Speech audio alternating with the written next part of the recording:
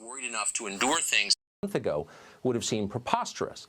Last week, Dr. Michael Ryan, he's a leader at the World Health Organization, announced that in response to the spread of this virus, authorities may have to enter people's homes and remove family members, presumably by force.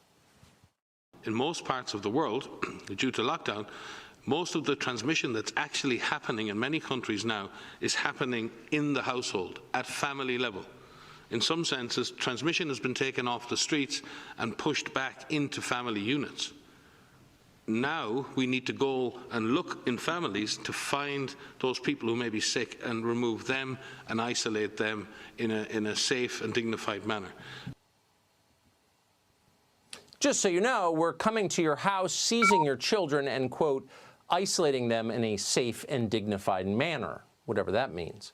Now, that's not something that under normal circumstances officials casually drop during briefings.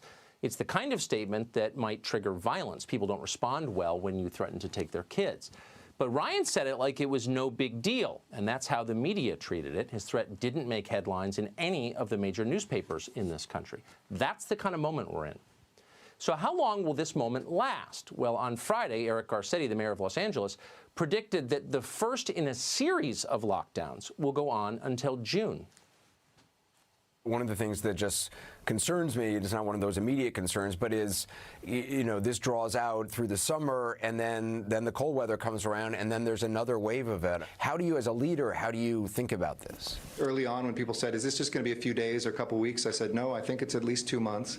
And I said, if we're successful in this, we can expect a second spike in the late fall or early winter. That's how viruses work. We better steel ourselves for a second and maybe even third round of this. But we also need to be nimble enough to know we're not going to flip a switch one day and turn the economy back on.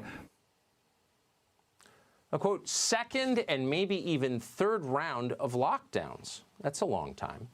Former Obama official Jason Furman, who's now an economist at Harvard, predicted